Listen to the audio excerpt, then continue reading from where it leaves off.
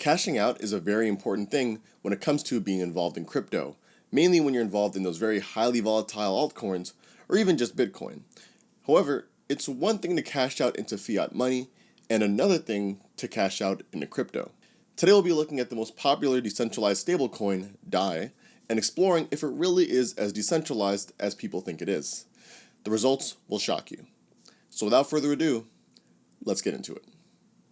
DAI is a stablecoin soft pegged to the US dollar, meaning that it tracks the price of the US dollar roughly, so it may fluctuate a very tiny amount, but it's pretty much a dollar whenever you want to trade it. DAI is a product of the Maker ecosystem and was first called Psi actually, because it used to only be backed by one asset, Ethereum. This all changed in November 18th, 2019, when the Maker team launched DAI, or multi-collateral DAI. And by the way, collateral is just something that you promise to use to repay a loan. Think of it like when you go to a hotel. You have to give them your card info just in case you end up trashing the place. The hope is that you won't, but they do require you leave the card as a form of security to pay for any damages you may cause while staying at the location. It's something similar to that. But anyways, multi-collateral DAI is what we have today. So rather than DAI being just backed by ETH, it's actually backed by a bunch of different cryptos using Maker vaults. The Maker vaults are where DAI gets its stability from. All the crypto stored in them is what gives DAI value.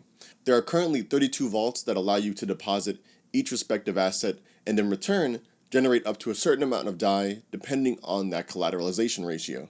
So looking at the ETH vault, for example, you can see that the collateralization ratio is 150%. So if I were to go ahead and deposit 10 ETH into the ETH vault, then I would be able to generate a certain amount of DAI because of that ratio. And in this case, the higher the ratio, the less money that you can generate. There's also a stability fee, where a good portion of that is pretty much diverted towards sustaining the operation of Maker protocol, as well as risk teams and other associated things with just maintaining the protocol itself. And then of course you have a liquidation penalty, which is pretty much just a fee paid by vault owners when the value of their collateral reaches the vault's liquidation price. So a couple of different things there, but the main point is that you're able to provide some sort of collateral and in return generate some sort of DAI. Meanwhile, that collateral that you provided is just put into escrow and is backing the value of DAI. So now that we know how Maker vaults work, let's actually look at how decentralized DAI really is. So how decentralized is DAI? Well, to find that out, we need to actually look at how distributed the collateral backing DAI is, as well as the different types of collateral backing it. So this is the part that's actually going to kind of throw you for a loop here. We have the obvious types of collateral, obviously like ETH, we have basic attention token, and even wrapped Bitcoin. But the token that backs the most amount of DAI by far, and I mean by far, is going to be USDC. Turns out that half the DAI supply actually is being backed by USDC, a centralized stablecoin made by Center Consortium. For this reason alone, I've seen a lot of people kind of just disavow DAI and kind of throw it to the curb as, not really a safe haven of stablecoins as we all thought it once was. But I've thought it through and I'm going to give you my thought process behind how bad or good this is for DAI. So starting off with just USDC. So USDC was made by Center Consortium. They're backed by Coinbase and Circle. They comply with regulators and local laws, and because of this, are actually making some crazy moves with legacy companies, such as being the first crypto to actually be officially accepted by Visa, which is pretty big. But the whole idea behind adding the USDC vault, to DAI, was essentially just to have more DAI be able to be minted. They wanted to keep up with the demand of people wanting to hold DAI, and at the time they didn't have enough people actually minting it, as well as keeping its peg to the dollar by making the collateralization ratio really, really low at about 101%. And this is why even right now, if you try to mint some DAI using USDC, you can't because everyone else already did it, which is pretty crazy. So effectively, onboarding USDC did two things. Number one, it increased the supply of DAI, which is good because obviously there was a very, very big demand for it. And number two, it kept the price at $1. And when I say pegged, I really mean it just helped DAI keep its value close to $1 as much as possible. Now for the negative.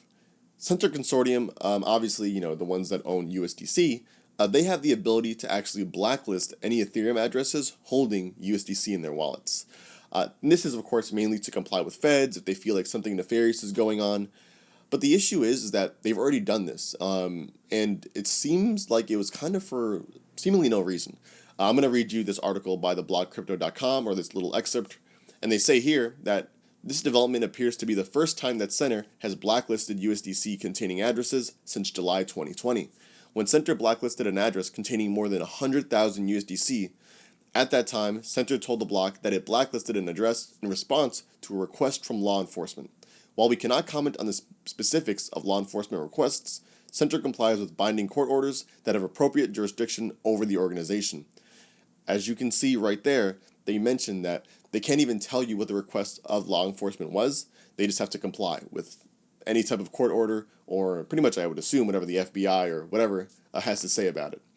I also want to throw this part in there as well, where they say this last address that was also blacklisted had the most USDC transferred out of it, 1,756 Ether worth. Wow, that's a lot. And according to Circle, the USDC smart contract keeps a global blacklist to help comply with anti-financial crime regulation, and blacklisted addresses may have their USDC permanently inaccessible. That means that any address that's holding USDC, they can pretty much just make it invalid. You're banned, you're banned, you're banned.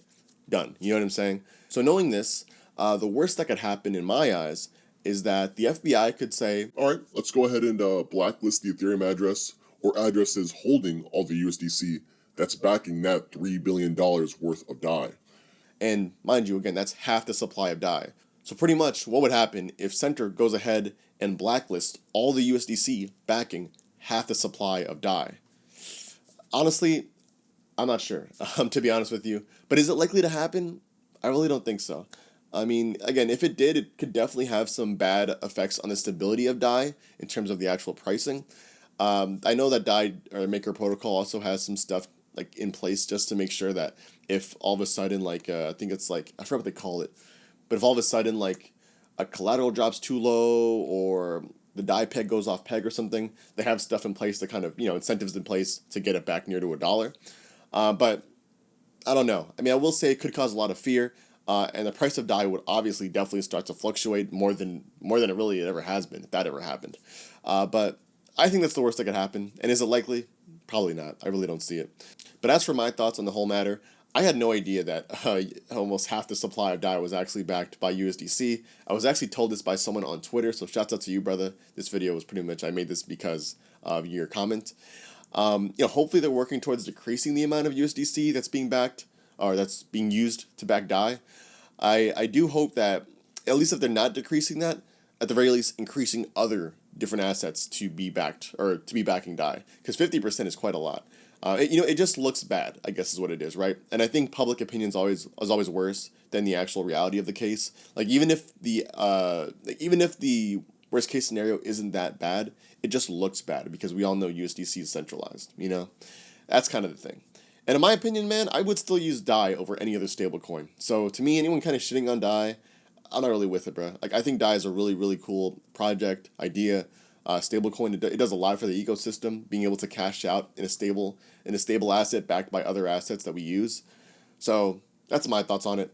I don't know. Let me know down below what you guys think. Do you think DAI is centralized? Do you think it's decentralized? Does this matter at all? I don't know. Just my idea. I thought it was a really cool video. And yeah, that being said, thank you guys for watching. I'll catch you guys in the next one. Peace out.